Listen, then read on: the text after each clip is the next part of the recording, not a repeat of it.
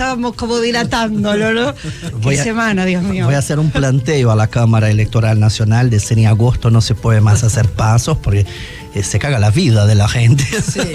Digo paso, ¿no? Por el impacto que tiene la paso en la economía 2019, 2023. Creo que en serio, digo. Quizás haya que revisar el esquema paso también por el cimbronazo que termina generando en la economía un gobierno que todavía le quedan 4 meses por delante o 3 meses por delante, ¿no? Pero el problema no es las PASO, el problema es claro. el gobierno, claramente. Bueno, sí. El hecho de tener uno de los candidatos a presidente, ministro de Economía, o sea, que no le fue bien o no le fue como le esperaba los resultados, ¿no? Los riesgos de tener muchas cosas atadas a un proceso. ¿Cómo lo han vivido? Bueno, principales perspectivas. Vamos a contarle a nuestros oyentes, que, bueno, además de estar haciendo un balance, de hacer el repaso de la semana en instantes nada más, con audios, hoy nos van a estar también visitando un estudiante.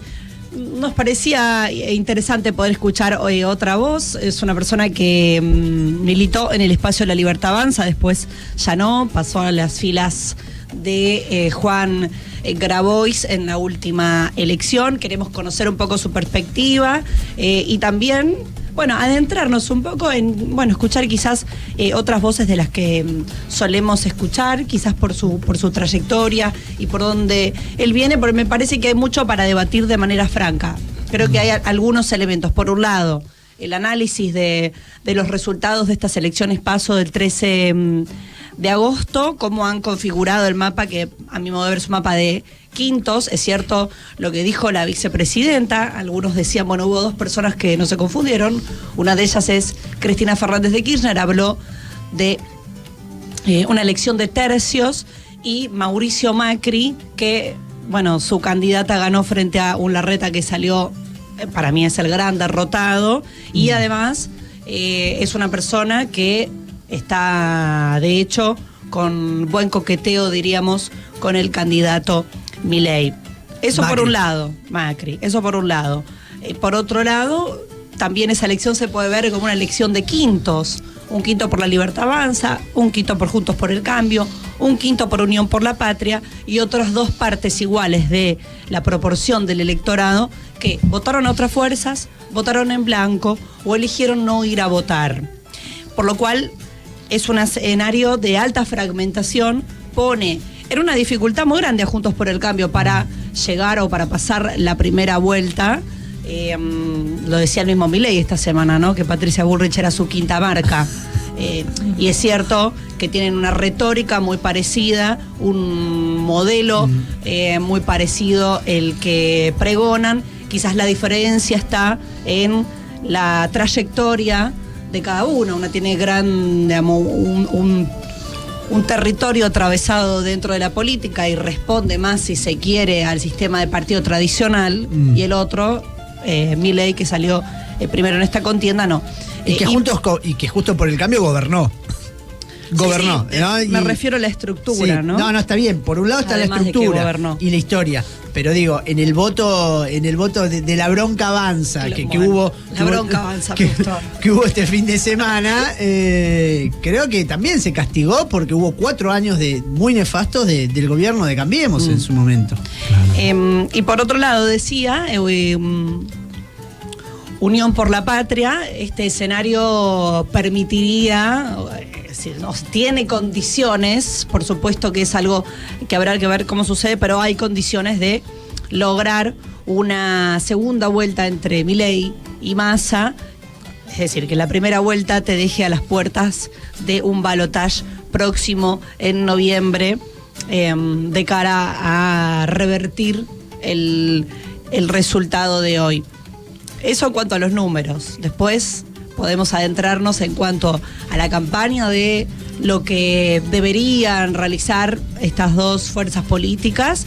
Y por otro lado, otro elemento, por eso encaraba esto diciendo, bueno, vamos a escuchar también, por ejemplo, el caso de Bruno, que hoy nos va a visitar, para, me parece, tener un debate franco por abajo, pues me parece que sobre todo hay que decir la verdad, que es lo que muchas veces no ha sucedido, sucede en campaña. Esto digo sí y esto digo no. Bueno, el electorado mostró que hay una representación política absolutamente fragmentada, un voto heterogéneo quizás, un poco ideológico, pero también con hastío, con bronca, que me parece que es lo que hay que leer y salir en el tiempo que queda a discutir eso fuertemente. Claro, vos hablabas un poco de los grandes perdedores y de los ganadores, ¿no?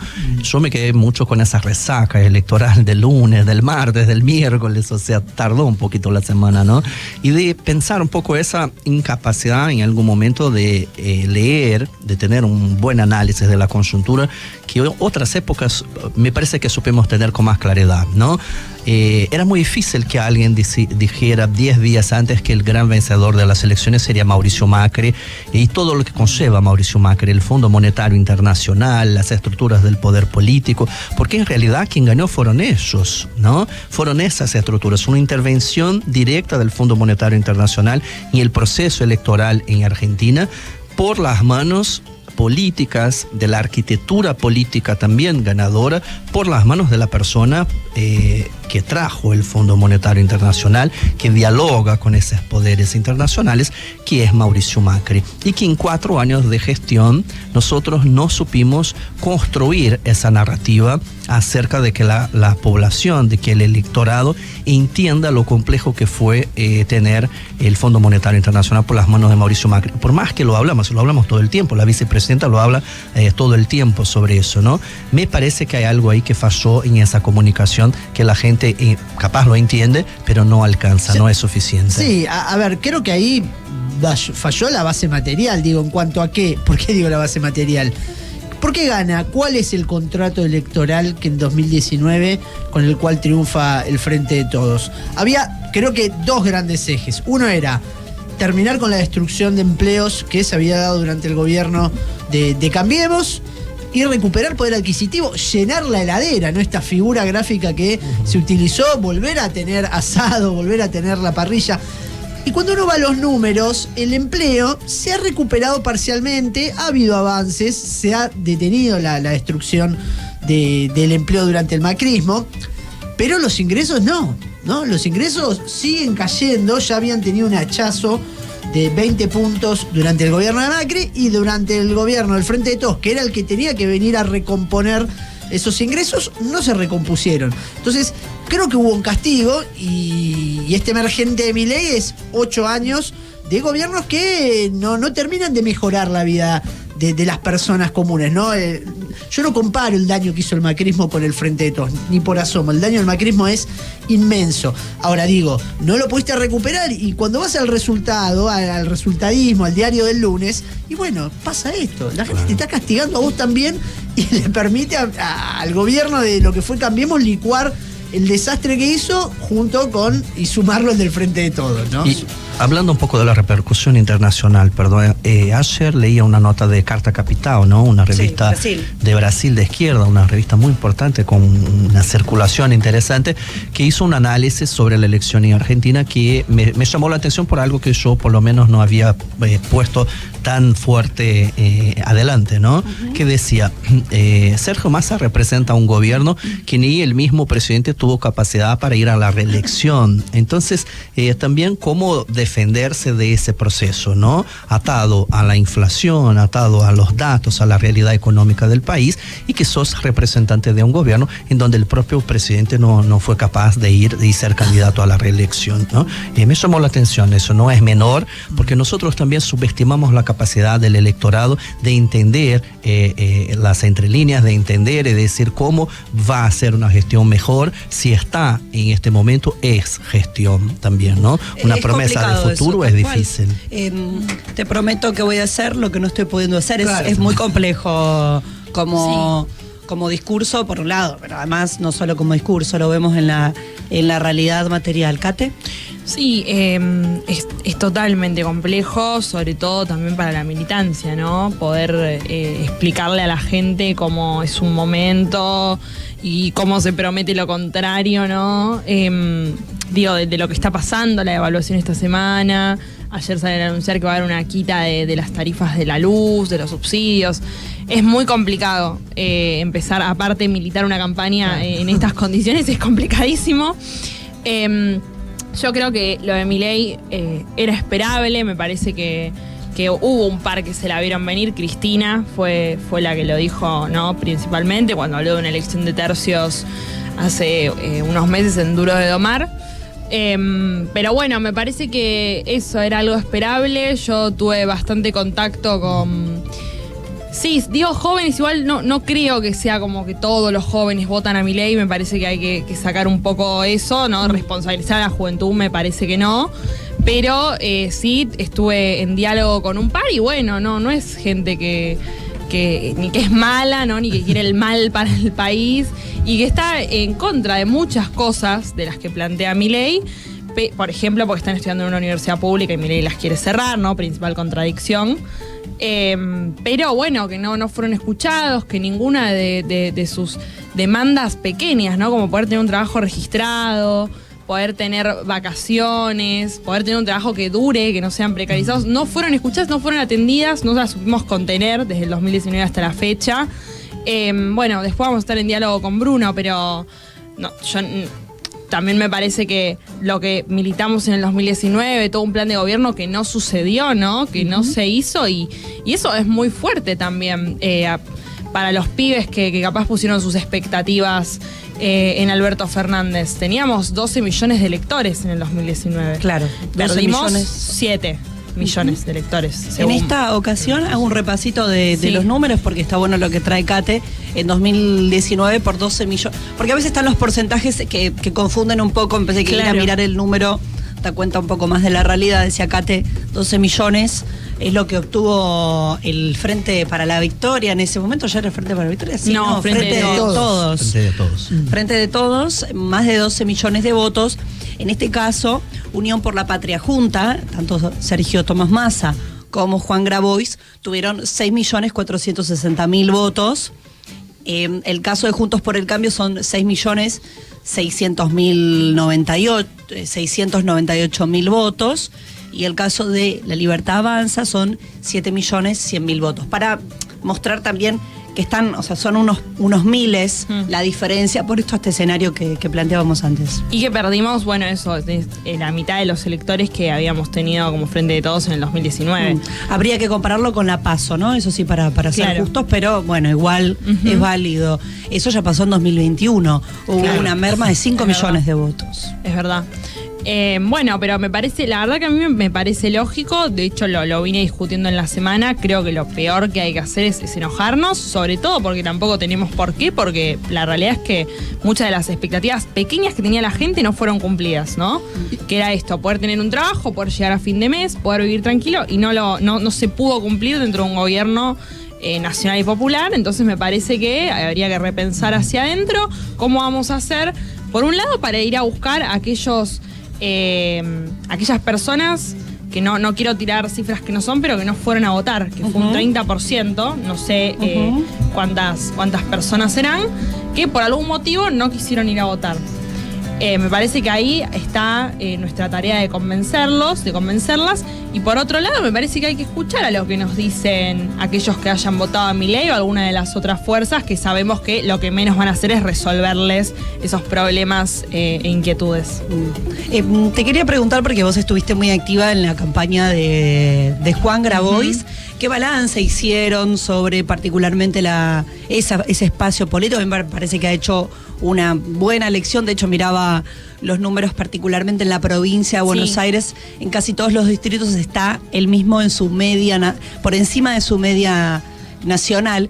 Me parece que eso, más allá de Grabois en sí mismo, en su figura, esto es una opinión, me parece que sí logró atrapar, a canalizar, o como se le llama, que a mí no me gusta esa palabra, contener esa cantidad de votos que salieron a expresar, bueno, a mí esto no me gusta, entonces voy por este voto que les resultaba más genuino, por decir alguna palabra.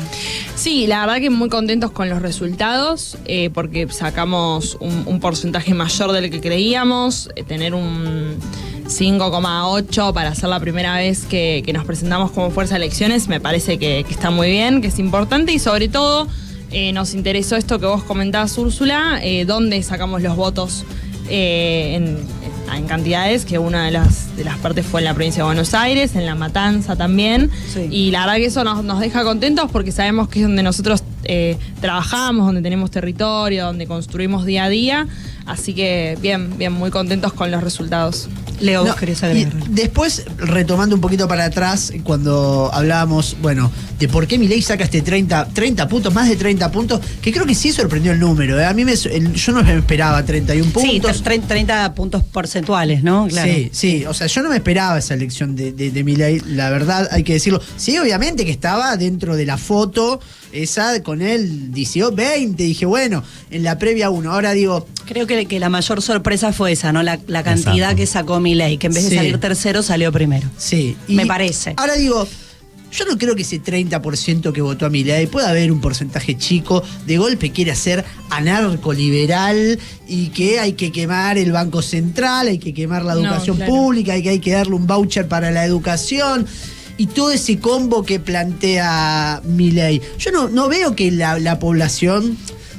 digamos, esté con esa agenda que marca Milei. Lo que creo que Milei logró en su incorrección, en su forma, apuntó, me parece que metió un buen término dentro de esta campaña, que es la casta, ¿no? En esta insatisfacción, decir, bueno, hay una casta política y fue efectivo, pero yo no creo que en el fondo haya un cambio, un viraje de la población a ese anarcoliberalismo de que, bueno, podés vender tu riñón en el mercado, podés, digamos, nace tu hijo, podés vender tu hijo, digamos, esa cosa extrema que plantea Milei. Pero bueno, está expresando, hay un síntoma ahí, ¿no? Digamos, ¿por qué saca 30 puntos? El tema es que yo creo que si Milei aplica todo eso, ese 30% se le desvanece, digamos, porque no es lo que está pidiendo. No, yo creo que la sociedad no está pidiendo más motosierra, está pidiendo, no, que al revés, que haya una reconstitución del poder adquisitivo, de mejores empleos. El plan motosierra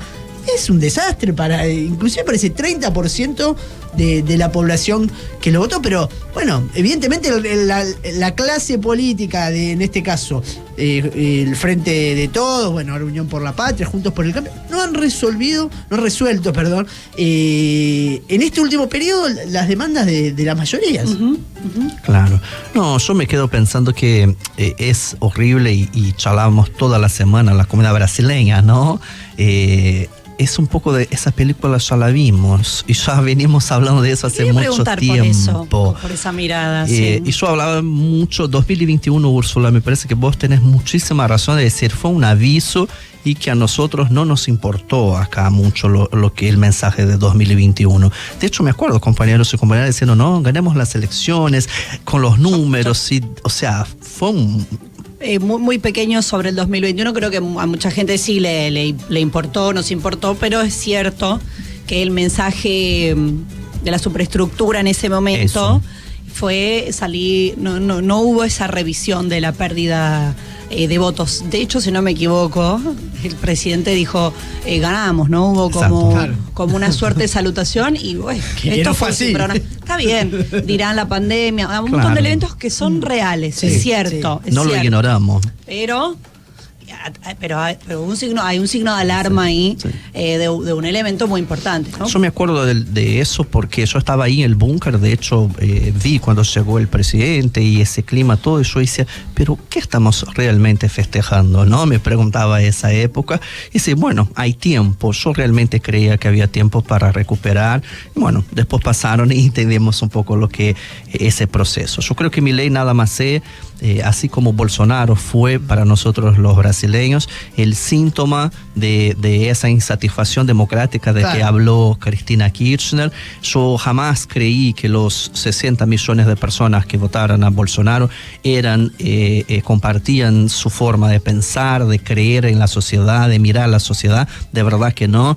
De hecho, nos costó mucho un proceso muy fuerte interno de entender y dejar de culpar la militancia, la gente, el voto, voto, de buscar culpables, que no sea la propia estructura o la superestructura, como habla Úrsula, de la política, ¿no? El propio Partido de los Trabajadores tuvo que hacer ahí su ejercicio interno profundo para volver a buscar en este elector el voto que una vez nos acompañó, y siempre nos acompañó de forma muy crítica, lo que creo que acá hay que pasar, ¿no? Creo que hablamos mucho de que la militancia, y es otras cosas casi como el mercado económico. ¿Quién es esa militancia, no?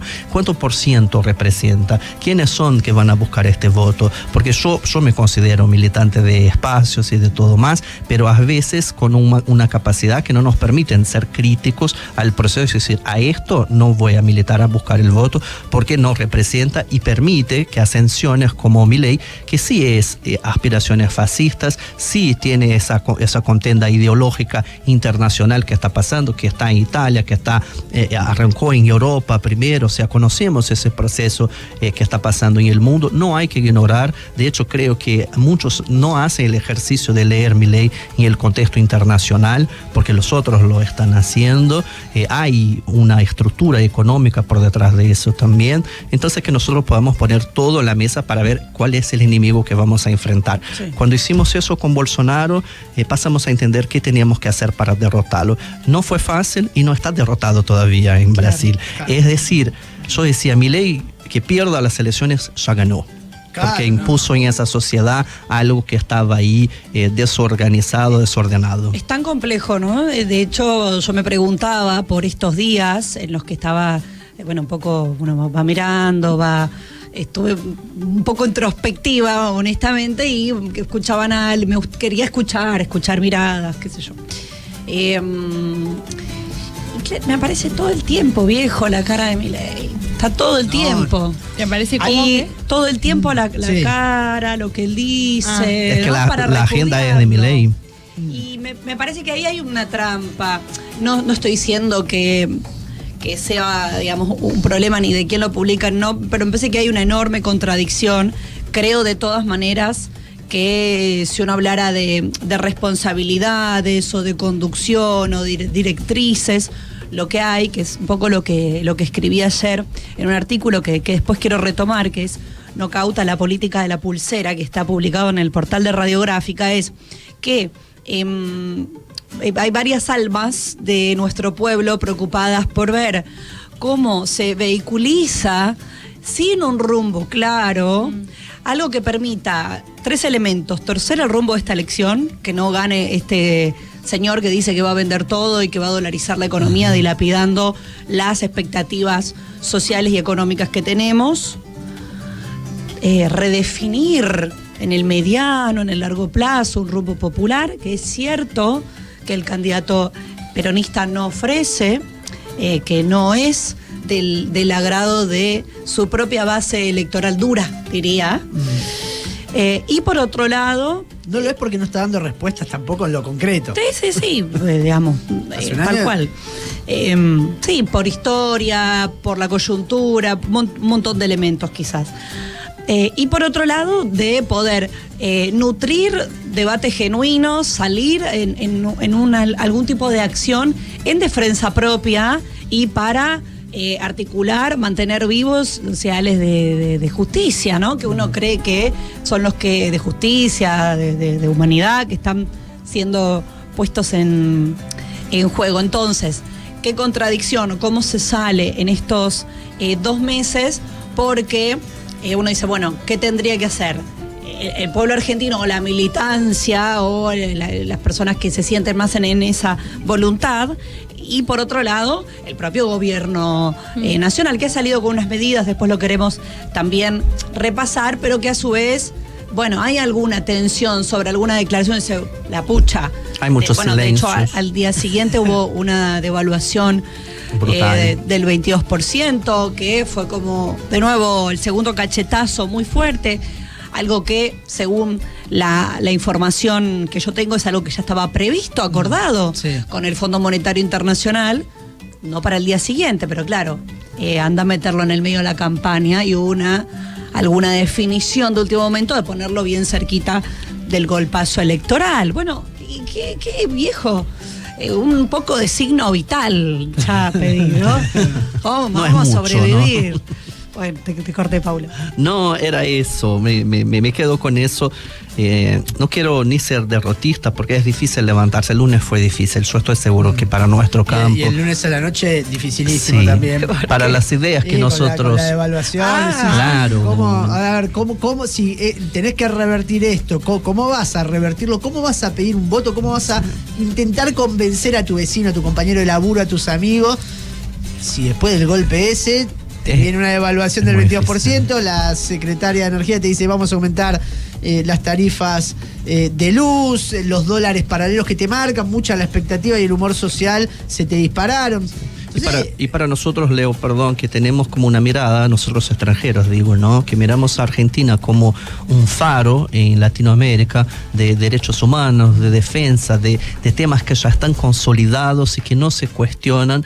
Ver un candidato de esa expresión llegar con este número es muy preocupante en el contexto regional, muy preocupante. Entonces, creo que nosotros sumamos un poquito más de drama a esta contienda electoral, pero realmente creo que ese 2 meses se puede hacer algo. Yo creo que realmente la agenda es voto en los 2 meses y después vamos a tener la tarea grandiosísima, y eso no es solo de Argentina, es de toda la región, a ver cómo vamos a derrotar esa expresión de odio en la política, esa expresión que viene avanzando en todos lados, ¿no? Sí. Mañana hay elección en Ecuador, yo creo que ellos van a poder dar la vuelta, ¿no?, electoral en ese proceso que también sufrieron violento. Vienen con una situación de violencia muy terrible dentro de Ecuador. Después lo vamos a repasar. Claro, para que nosotros tengamos la mención de las cosas que están pasando. Brasil ahora, esa semana, quedó muy claro que Bolsonaro está ahí a vísperas de ir a la cárcel y pagar por los crímenes. Nosotros consideramos que Bolsonaro es un genocida, entonces yo no quiero esperar que Argentina